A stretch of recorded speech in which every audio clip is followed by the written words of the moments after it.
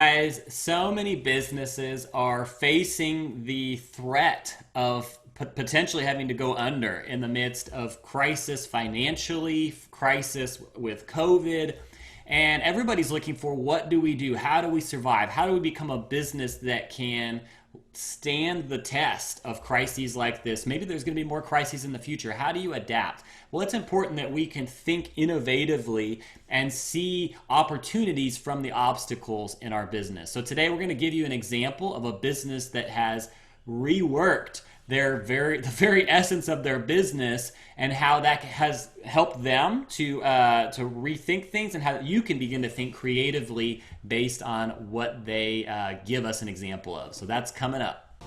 Welcome to the Bite Size Marketing Hack Podcast, where you get the confidence to hack your marketing 5 minutes at a time. Hey, what's up, guys? My name is Rashawn. And I'm Mark.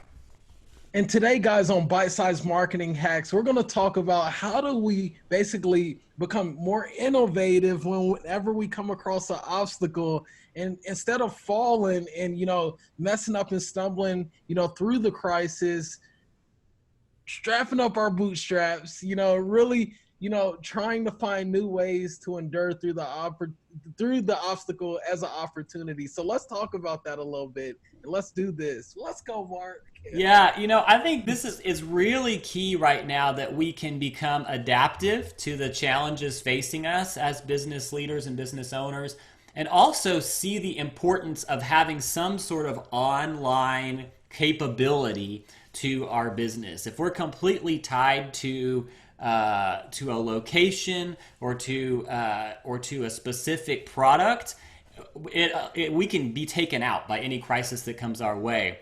And, I think of Walmart versus Zoom. Walmart still is thriving in the midst of this because they're a big corporation, but they're also vulnerable in that they are attached to a physical location that's got to be open for them to continue to make their business. They've tried to pivot as they've started to build an online platform for Walmart products that you can even have shipped to you. So that's a smart move by them. Zoom is completely flexible and completely impervious to crises like this because everything's digital for them. And so how can we begin to think in that same way innovatively and be able to be adaptive? And so today we're going to share with you an example of a business that did this. This business is located out in Redding, California, and the name of the business is From the Hearth. So they were a local restaurant. And as a restaurant, they had different products that they were bringing in their doors. You can even see, if you're watching on Facebook, some of the products up on the shelves. They had different sodas and different things that they sold as products as a part of their restaurant on a daily basis. And in March, when this all hit, when COVID hit, the owner, John Dix, went home that night, and they just laid off 40 employees in response to the state's stay-at-home order, which meant that restaurants and other non-essential businesses had to close or go to a takeout and delivery model. Well, they were pretty sad because they realized that that's not how they were set up as their business. That's not naturally what they already did, was to have this takeout sort of structure or to have this ability for people to just get delivery of their products. They're a restaurant. Yeah. And so they thought they were going to have to go under, but then they had this thought, how about turning the app that they already had into an online grocery store and beginning to offer some of the items they had, even the toilet paper that they had in their restaurant, begin to sell that through the app and begin to allow people to stop by and pick it up as they pulled up to the restaurant.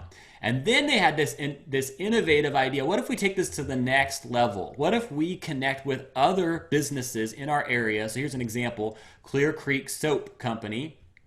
And even they have a list of all these businesses they begin to connect with: jams and jellies, roasting companies, cookies. They had a lot of different businesses that were in line with their kind of values and their overall vision for their business.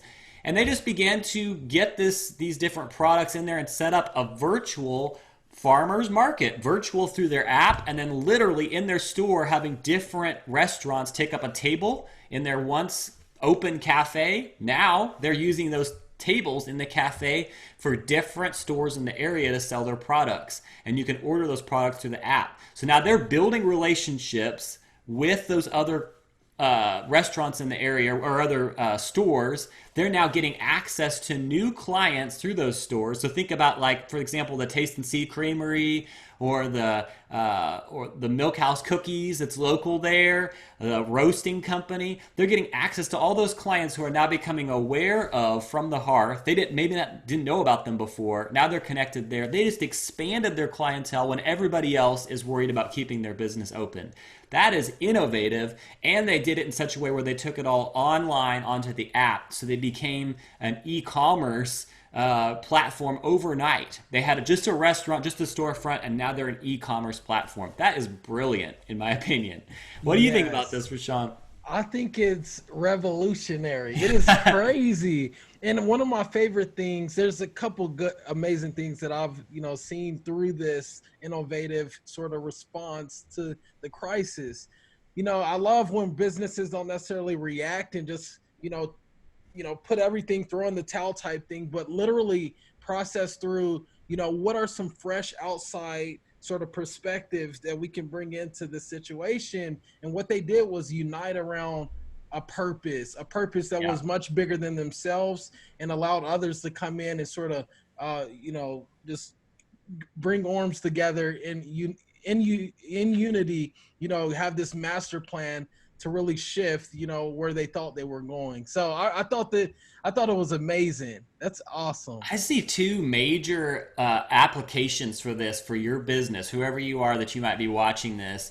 Number one, they took what was a storefront business that had just physical products, a restaurant, and restaurants right now are some of the ones that are hardest hit. A lot of restaurants may never open again. They may be permanently closed. It's crazy. But they took this and they made it into an e-commerce opportunity.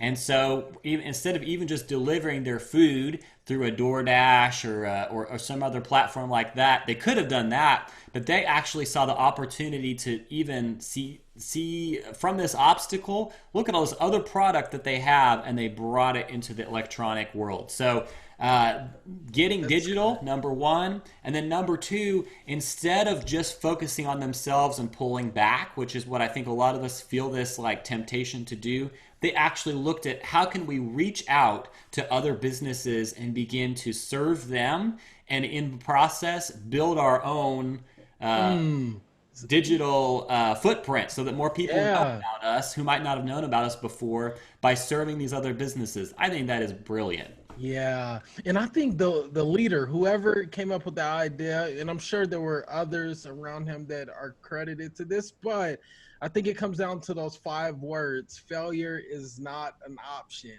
Yes. And really holding on to that. And there was one quote I read recently here this week, and it said this, and it just brings this to mind. I think it's so timely. Some say that courage is defined as when purpose overcomes fear. Like when you have in mind the purpose, the greater purpose of it all, it literally overcomes whatever fear we're facing in the middle of crisis. I love so that. Yeah, this is incredible, Mark. I'm so glad you found this. This inspires me, bro. Yes, absolutely. Well, we hope this encourages you guys. We hope this makes you feel like it even shifts your perspective. Sometimes we need that. We just need a shift in our perspective, as Rashawn's highlighting here and just sharing that quote. We need a shift in perspective, and that can actually trigger all the other things that we need to begin to do. But even beyond that, there's some nuggets in there for some specific ways that you can innovate in your own business. We hope this has inspired you and also sparked some creative ideas for ways that you can market and innovate in the midst of crisis and uncertainty that we're all facing. You can do it. That's it, guys. Take advantage of the opportunity. We'll see you next week. Make sure you rate, review, and subscribe. That's the way you can just get us all happy and, let's go. That's it. Thanks for joining us. Be sure to rate, review, and subscribe. And visit us at bitesizemarketinghacks.com for more resources and episodes that will help you hack your marketing 5 minutes at a time.